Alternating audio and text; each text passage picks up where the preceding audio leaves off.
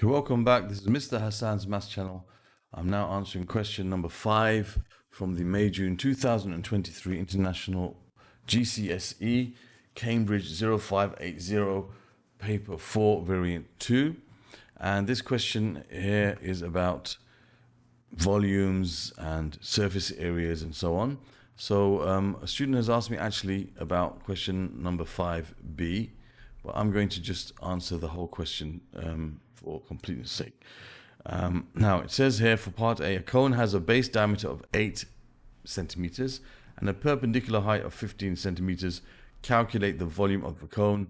Now, very kindly, they gave us the formula for the volume of a cone, which is, makes it very straightforward basically. So we know the volume of a cone is a third times pi r squared times h. H is the vertical height which we have. So we know that h is equal to 15 centimeters and r is the radius. Now the radius is a half of the diameter. So that's where you have to be careful. That's the diameter all the way across. The radius is halfway across. Okay, so the radius is going to be 4 centimeters here. That's where you must take some caution here. So the volume is going to be a third times pi times 4 squared times 15. Okay, so that will give us our answer. And what I always suggest that you do is you put things in terms of pi first and then write your answer, which your calculator would normally do. So a third times pi times 4 squared, which is 16 times 15, which gives you 80 pi. So write it in terms of pi first in case we need to use that later. And if it doesn't say write your answer in terms of pi, then you should in the end just press this SD button and then write it to 3SF. So you have 251.327, 251.327. It continues. So you round it to 3SF and you write it as 251 centimeters cubed. Okay, so there's the answer to part 1, pretty straightforward. Then part 2, it says a label company covers the surface area of the cone, covers the curved surface area of the cone, so it means this area here, not the base. Calculate the area of the label as a percentage of the total surface area of the cone. Okay, so now, the curved surface area of the cone, which again they tell us, is pi times r times L. Now, in this case, we need L. L is the slanted height of the cone. So we know that r is equal to 4 centimeters as before, but now we need to know what L is. Okay, now L is basically the slanted height. It's like this length from there to there, the slanted height of the cone, which we can find if we make a line from the vertex of the cone down to its center. This would be the height, this would be the radius, and they meet at right angles, and that would be the length. So if we're looking for, that's the radius here, which is 4, that's the height, which is 15. So let me just put those values in. So this is 4 and this is 15. So we end up with this triangle that looks like this. So you have a triangle that looks something like this. You have the slanted height, which we have to find. We have the vertical height, which we know is 15. We have the radius, which we know is 4. So you've got this right angle triangle. This is 15. This is 4. And this is what we're looking for. So we can see that the length is going to be, the slanted length is going to be the square root of, now they're both the shorter side, we're looking for the hypotenuse. So it's the square of 15 plus 4. So we can leave it in third form. So what I'll do is I'll take this, I'll say the square root of 15 squared plus 4 squared, which gives us root of 241. Okay, so I'll leave it in this form. So the area, the curved area is going to be pi times r, which is 4 times root 241. So I'll leave it as 4 pi times root 241 centimeters squared. That's the curved surface area. And it says as a percentage of the total surface area, which means we have to also add, to find the total surface area, that is the area of the base. Okay, so the area of the base, okay, the base is like a circle, okay, of radius 4. So the area of the base is going to be pi times 4 squared, pi r squared. which is 16 pi. So we can say that the total surface area is going to be 4 pi times root 241 plus 16 pi. So we can say that the percentage of the total surface area that the label is of the total surface area, you have to make a fraction out of these two. If you make a fraction out of those two and you multiply that by 100, you end up with your percentage. Make a fraction out of the area of the curved part divided by the area of the total part and multiply by 100%. So we can basically take this answer here, leaving it in its exact form is always better, plus 16 pi over, the curved part is just without the 16 pi. Okay, and then divide it by, that's the curved part divided by the total, which is 4 pi times root 241 plus 16 pi multiplied by 100, and that will give you your answer in percent. Okay, so what we're going to do is we're going to just make this fraction. So we have 4 pi times root 241 divided by 4 pi times root 241, but then outside the square root plus 16 pi. Okay, and we take this and we multiply by 100, and that converts it to a percent. That's 79.5125, 79.5125%, which to 3SF will be 79.5%. So there's the answer to 5 part A of this paper. And now we're going to go on to 5 part B. Okay, now for part B, here we're given an empty cylindrical container which has a radius of 0.45 meters. 300 liters of water is poured into the container at a rate of 375 milliliters per second. Find the time taken in minutes and seconds for all the water to be poured into the container. All right, so now what we have here is basically we have a container which is 300 liters, and this is the rate at which the water is being poured into it every second. So to find the number of seconds it takes, we have to take the container and divide it by the rate at which it's being poured in. Okay, for example, if you had a container which was a 10 liters capacity and you're pouring liquid in at 2 liters per second, then to find how many seconds it takes, you can do 10 divided by 2. Okay, now the thing is, here we have to be careful, is that the first quantity is given in terms of liters and the rate is given in terms of milliliters per second. So we have to make them compatible first. So it's pretty simple to do that. You just have to do 300 divided by, 300, let's change that into milliliters. So 300,000, because we know 1 liter is 1,000 milliliters. So you multiply 300 by 1,000.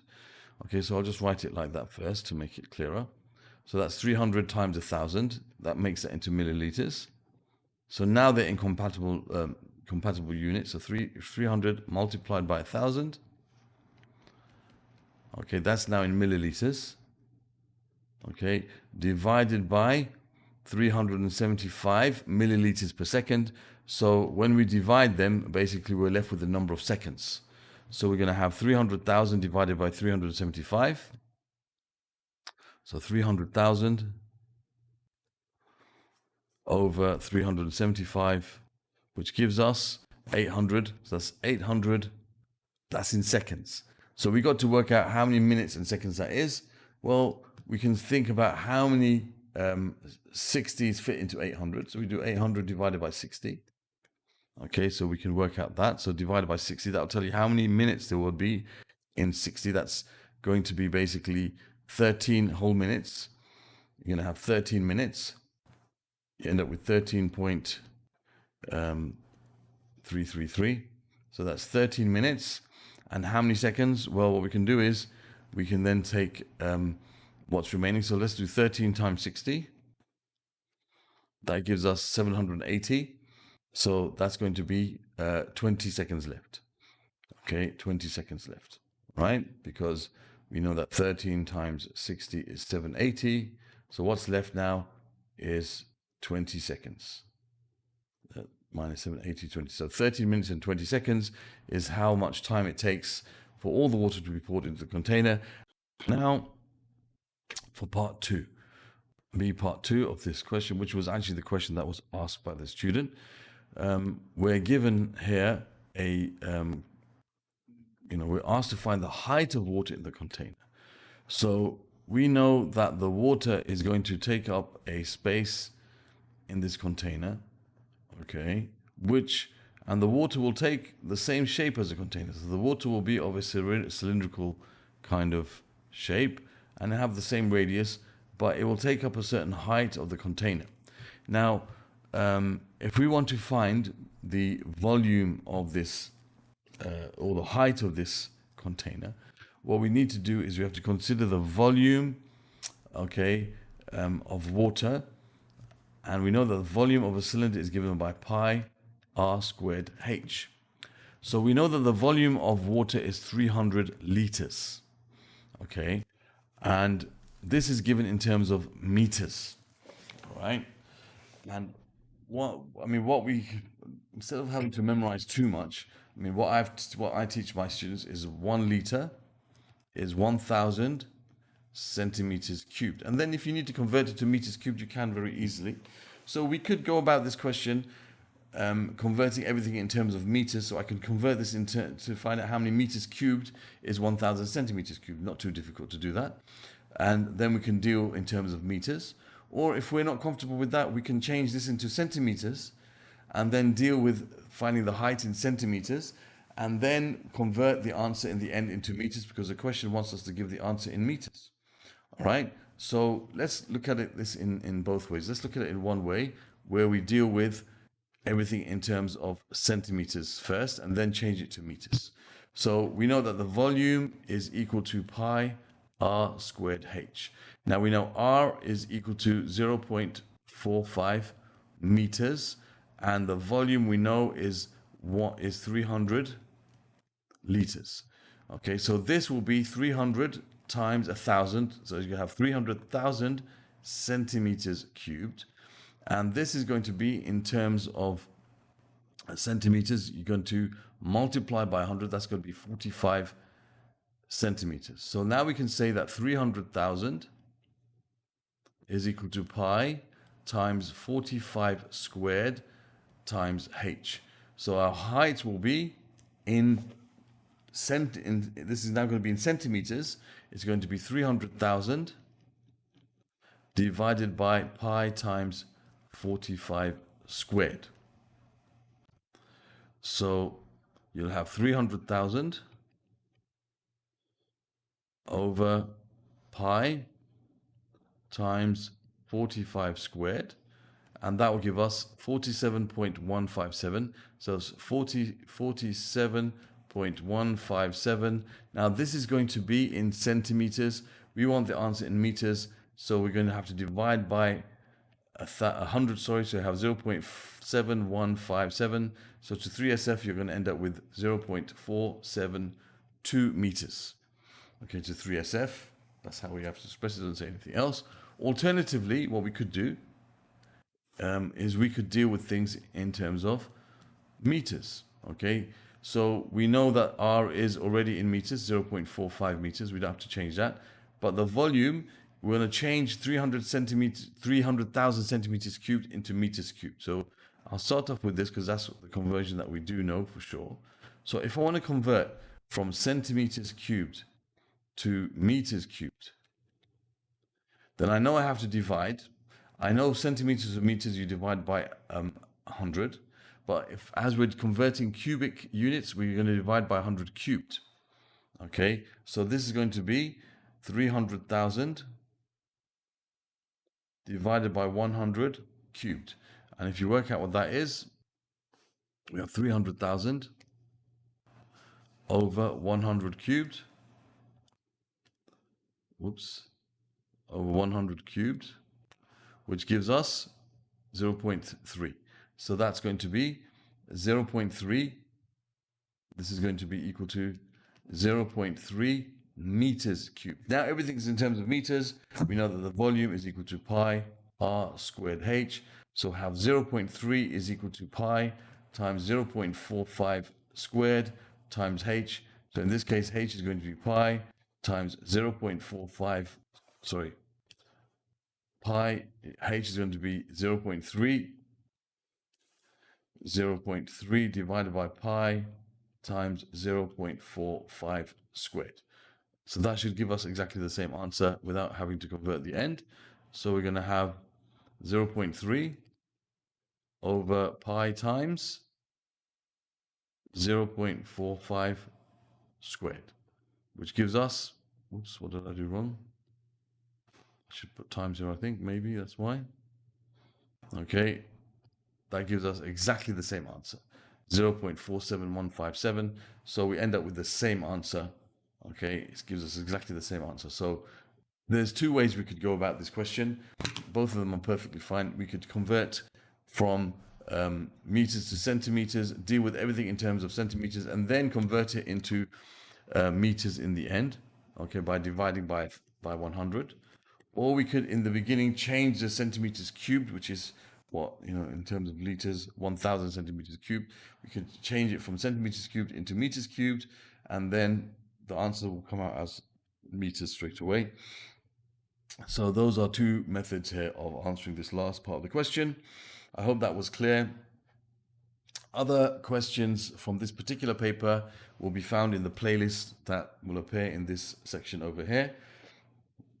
Other questions from this topic, which is to do with areas and volumes, can be found in the playlist over here. You can subscribe to my channel by clicking on this link, and you can watch the video here, which tells you how to use my channel to find things that you might be interested in watching. Thank you for watching, and see you soon.